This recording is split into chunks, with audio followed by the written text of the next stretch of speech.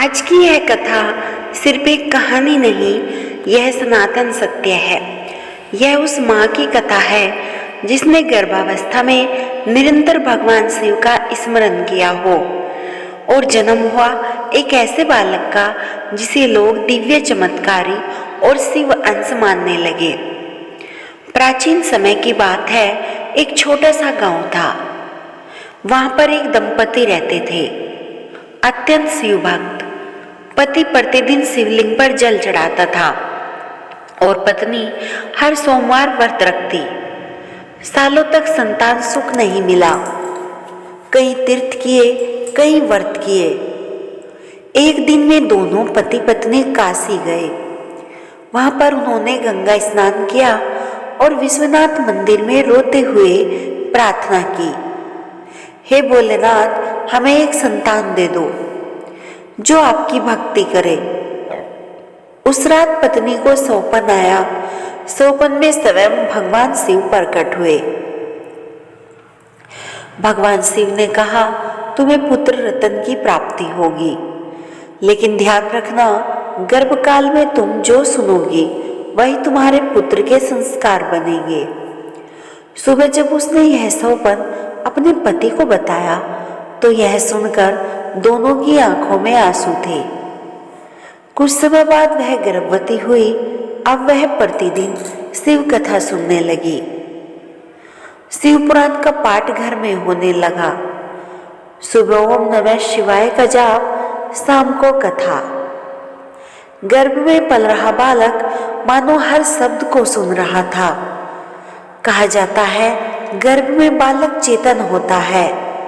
जैसे महाभारत में अभिमन्यु ने गर्भ में चक्रव्यूह की विद्या सुनी थी, वैसे ही यह बालक भी शिव कथा के अमृत से सिंचित हो रहा था। 7वें महीने से ही जब कथा शुरू होती, मां को गर्भ में हलचल तेज महसूस होती, जैसे बालक आनंदित हो रहा हो। एक दिन कथा में जब शिव तांडव का वर्णन हुआ तो अचानक मां के आसपास चंदन की सुगंध फैल गई। घर वालों ने सोचा, यह तो भगवान शिव की कृपा का संकेत है। 9 महीने पूर्ण हुए और सावन का महीना था। सोमवार के दिन मंदिर की घंटियां बज रही थी। उसी समय उस स्त्री ने एक पुत्र को जन्म दिया। जन्म लेते ही बालक रोया नहीं, बल्कि उसकी आंखें खुली थी और वह शांत था। दाई ने कहा, यह बालक सामान्य नहीं। जैसे जैसे वह बालक बड़ा हुआ, 3 साल की उम्र में ही ओम नमः शिवाय बोलने लगा। 5 साल की उम्र में शिवलिंग पर स्वयं जल चढ़ाने लगा और कभी कभी ध्यान में भी बैठ जाता था। घंटों शांत बैठा रहता था। गांव के लोग उसे शिवंश कहने लगे।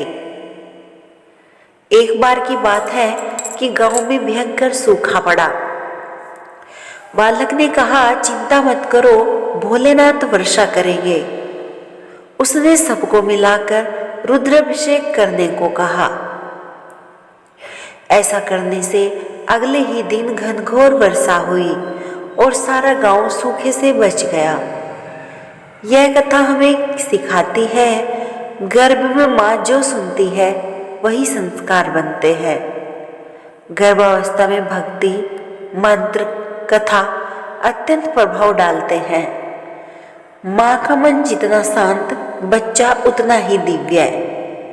अगर आप भी माता है या मां बनने वाली है तो याद रखो, आपके हर शब्द, हर विचार आपके बच्चे के भविष्य की नींव है। मन में शिव कथा सिर्फ कहानी नहीं, संस्कार का निर्माण है। अगर आप भी चाहते हैं आपके घर में दिव्य आत्मा जन्म ले, तो गर्भकाल में भगवान शिव का स्मरण अवश्य करें। हर हर महादेव। वीडियो को लाइक और शेयर करें और हमारे चैनल को सब्सक्राइब करें। ओम नमः शिवाय।